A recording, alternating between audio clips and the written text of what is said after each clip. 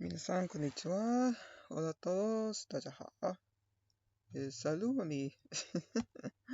Salud Hello, everyone.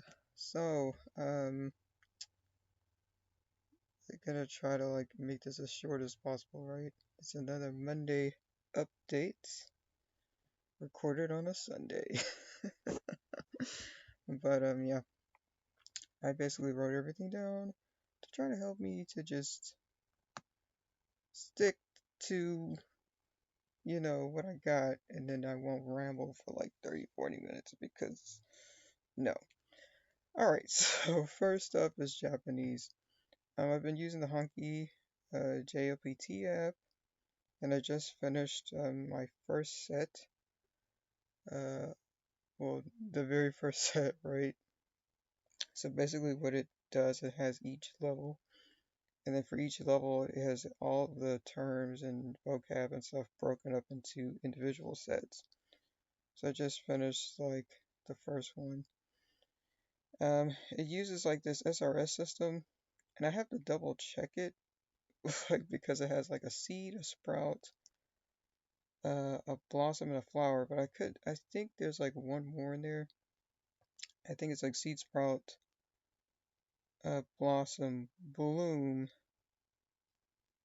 and then flower. But essentially, the seed, you do that immediately. So as soon as you study, you plant your seed, right? Then 30 minutes later, you can turn it into a sprout. Then that's where I need to double check. But I think either bloom or the blossom is like 1 day. Then you have 3 days, and then 6 days it becomes like the flower, which means that you've completed it. But it will still like occasionally, review you over it. It's just every 6 days or whatever once it becomes a flower. Now, it has different methods of study for each category. So for vocab, it has flashcards. Then you have a list of all the words with their definitions, right? But no reading next to it. So it's just the word, the kanji, and then the definition. And you tap it to like listen to each word. Then you have another list where it plays each word for you, and then you repeat back after the audio, and it records your voice so that you can compare your voice to the speaker's voice. Okay. And so you just kind of listen and repeat like that. Then after those things, then is when you have your quiz. So you have like 3 types of quizzes. And this is how you kind of level up your sprout or your bloom or whatever, right? So if you pass all of them, then you get like a badge, and you have to do it so many days in a row before it finally says, okay, now you get the badge, right? You get to move up a level. But it has reading. This is still vocabulary, okay?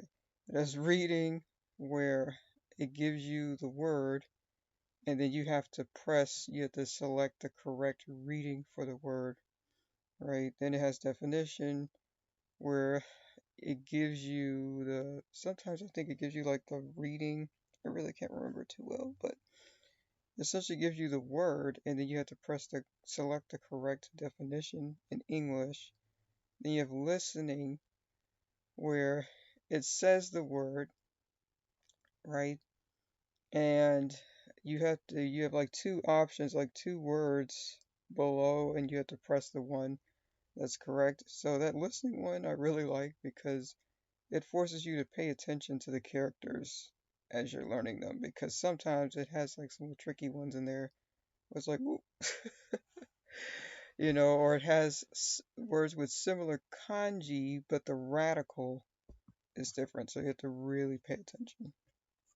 And for the kanji, it's very similar to the vocab, right? Except it doesn't teach you the kanji by themselves. It's always in context, so it uses other vocabulary words to help you learn the kanji. In a way, it kind of feels like a second vocab section, but essentially, yeah, you're learning like the meaning of the kanji and then how it fits in that word, right?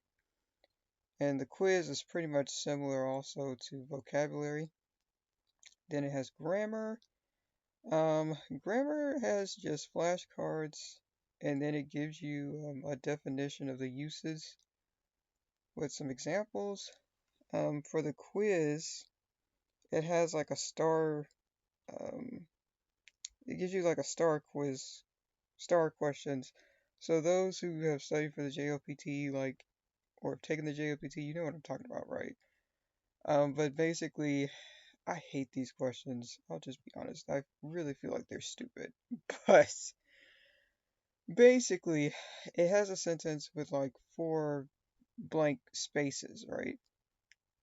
And in one of those spaces it has a star. Then in your multiple choice, it gives you four words.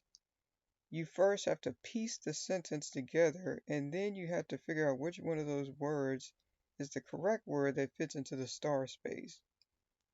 That's why I'm like, they're doing the most on those, but okay. So, all in all, I would say Hunky JLPT app, it's really great. I believe for vocab and kanji, not so much for grammar because there's not enough examples. There's not enough practice questions either. However, I am using the free version, so maybe there's more on the paid version. I don't know. But for now, uh, it's good for what I need for now. For reading, I'm still reading news articles. I'm using the Todai app, and right now I think it's mainly because my phone is old.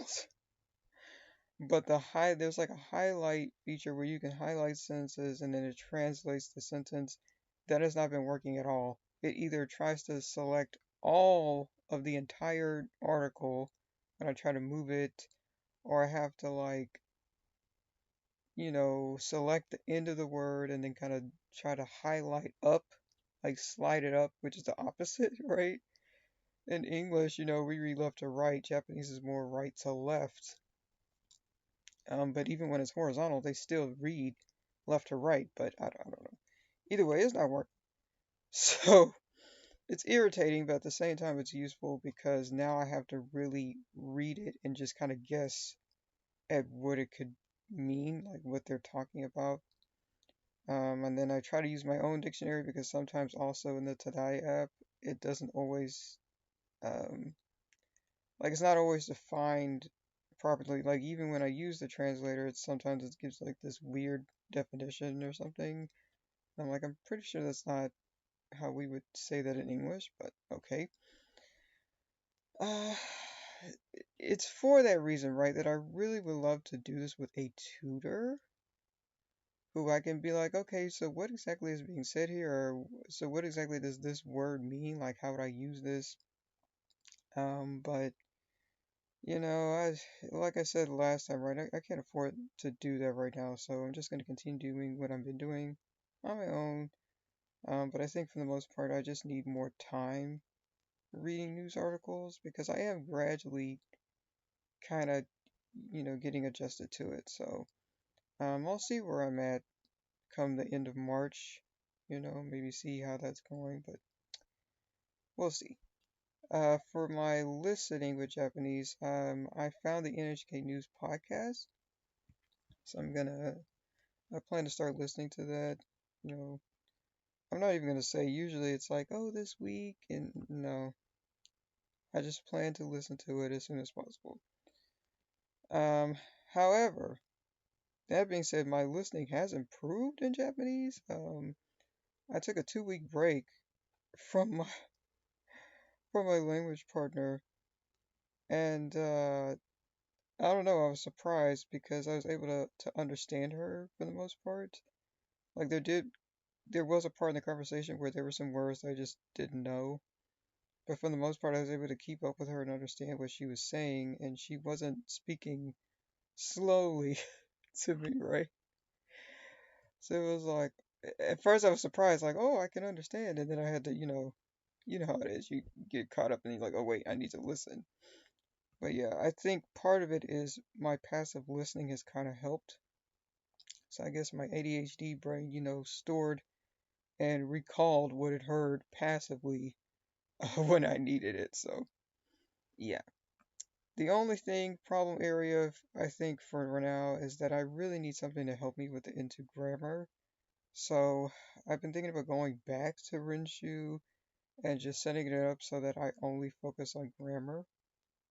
It's like, yeah, I could use Boompo, go back to Boompo, the Boompo app, and I know I can use those offline because I did pay for the full version like a long, long time ago. But it irritates me because it's like, yeah, it helps to have those like JLPT-ish questions that are random at times, and it's like, okay, what did this have to do? What did this have to do with what you were asking me? Kind of stuff. Or you just have to pay very close attention to it. It's like, yeah, it could be this, but it's really this because of this slight nuance. Like really, and how was I supposed to know that? But anyway, right now I just need to learn the grammar. Like I feel like if I adjust and learn the grammar very well, then I don't really need to worry about constantly combing over those, questions. I'm not trying to learn how to take a test. I want to learn content so that I can pass any exam that's thrown my way. You know what I mean? So I'm gonna stick with Rinshu, but I still need to find like an offline source that I can use to, help me learn into grammar at the N3 level. So yeah. Now, Spanish. So I still am using Easy Spanish step by step to help me review like basic grammar and concepts that I've learned already. Um, so I'm going through it pretty fast, right? Like pretty quick. But there were times where, I scored lower than 90%. Excuse me. I scored lower than 90%, and that was mainly because I rushed through it and I didn't take time to read the sentence carefully. So it's like you make those beginner mistakes and it's like, what? And then you go back and read the question like, oh. So yeah. Irritating, but yeah. So I just need to learn how to slow down a little bit. For my Spanish class, right? Español para el trabajo. I'm passing. So I'm making straight A's. We just learned how to write a business email in Spanish. Super excited about that because that's one of the things I wanted to learn how to do. Um, and we went over some basic Spanish grammar rules with like punctuation. And I realized in that lesson, like, oh, yeah, my punctuation, like my grammar skills aren't as strong as I thought. So not like super terrible, right? But still, some room for improvement. Not too bad though. So yeah, I'm pretty happy with that. For everything else, right? Um, the Business Spanish podcast I found, I still haven't really been listening to it because I realized that it uses a lot of English, and that is not what I want. So I'm not super like I don't want to listen to it because I'm like I need things that are talking completely in Spanish. Like that is what I need. So I'm still looking for, a good business podcast. Not even necessarily something that like, oh, let's learn business Spanish. Vamos a aprender español. Like not like that, but low key, that's how it feels sometimes. So if you have any recommendations for literally a business podcast where, like in English, right? Oh, here's tips for how to generate wealth. Here's, some advice for how to build your business, blah, blah, blah. But in Spanish, please send them my way because that's really what I need to learn, right?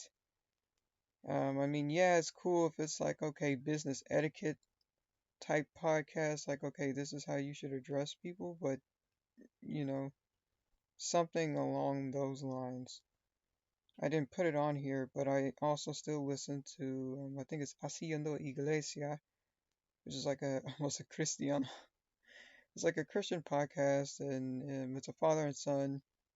They go over the Word of God and they talk about it in Spanish. So I really love their podcast because it just, I don't know, it just has a nice feel. I mean, and of course, talking about Jesus, so if it's scripturally based and it actually lines up with scripture, I'm gonna listen to it. You know, some of these people out here, you gotta, I don't know, you just gotta check them. You gotta watch out. But yeah, I still practice with my friend in Spanish once a week. We talk in Spanish for at least an hour. Um, and we're also reading a book together that was translated into Spanish. So yeah, shout out to Language Study Gram, Tanaya. Ooh, girl, you've helped me stay consistent. So thank you.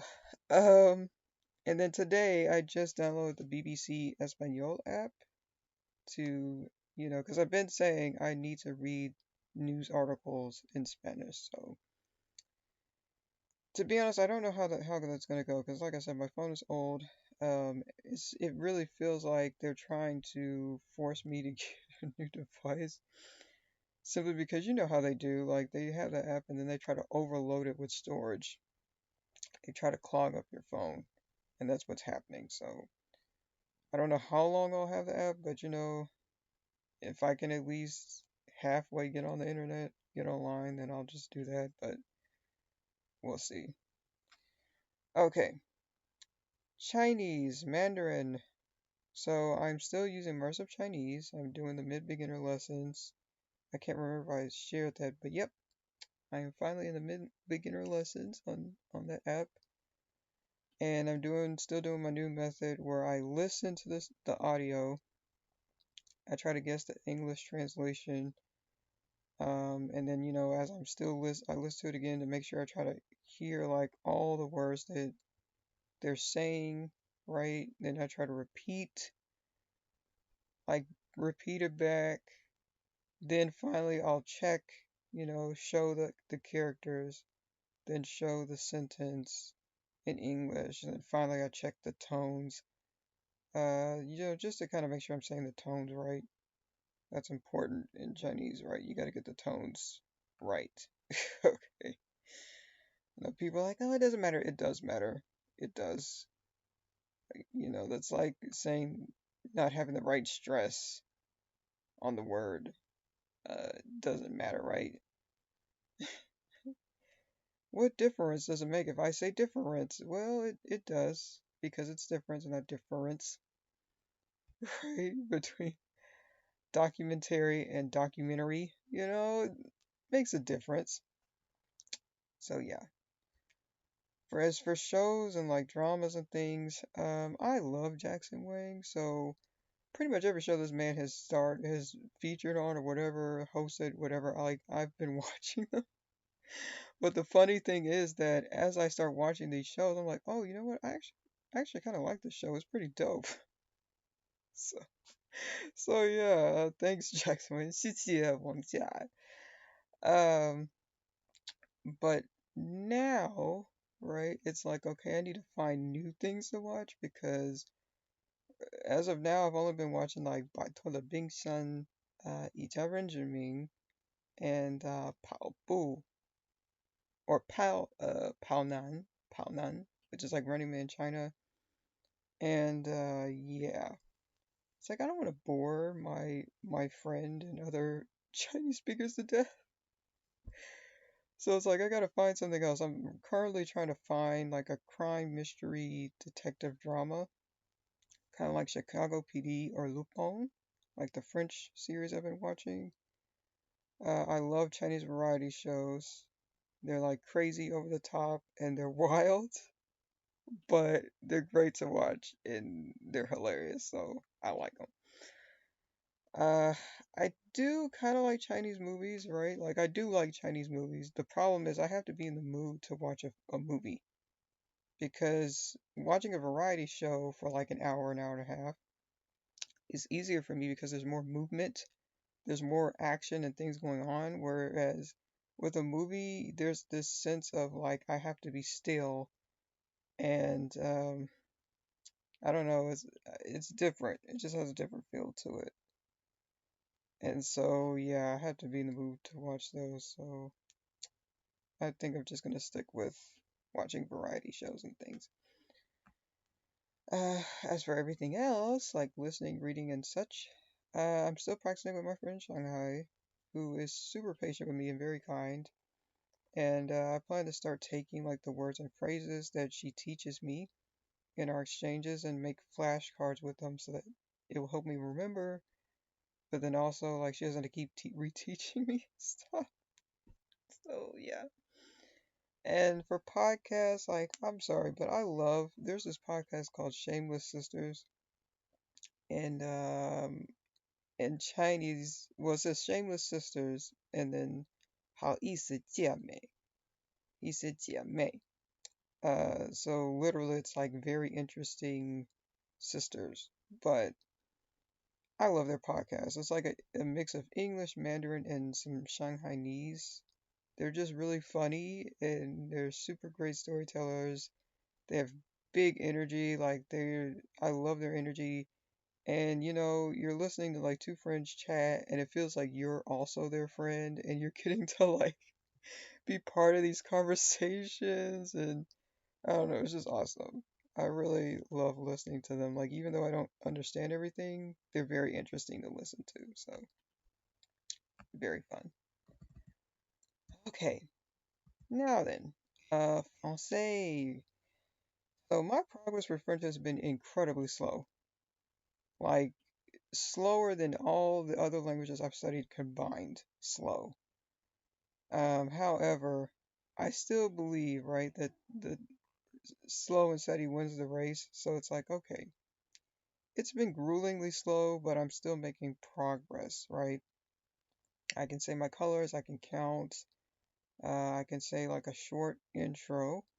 I learned how to say the date and the time. I'm not super confident yet, but I did learn how to do that. And I still need to, review my other phrases like, can you say that again? Can you say it slower, please? Where are you from? Like all that stuff. Those basic little helpful phrases. I really like Coffee Break French, so I'm continuing with that. And I also like listening to the Daily Audio Bible podcast in French. It's just nice. Currently, I plan to try to find some webtoons to read in French because it's like, you need to read, so find things that are going to hold your attention, right? And I love webtoons, so I'm just going to do that. I'm still doing lessons with like Lingo Deer and Easy French step by step. The only thing about Lingo Deer is that it's really good for like reviewing concepts, but not so good with explaining grammar. Like if that's the first time you learn that grammar point, you really need a textbook or something to help give you like some background information. I would not recommend using LingoDeer by itself to learn grammar. I just wouldn't. Now, some personal achievements. I got my DBA, right? So now Language Dream Team is recognized in Texas. Woo woo. Uh, I have read 47 chapters of Genesis in Japanese, so awesome. My speaking in Chinese has gotten better, according to my language partner. I know she's my friend now, but like, she's also honest, right? And so she's like, "No, your speaking is like it's improving, it's getting better." I was like, "Oh, thank you."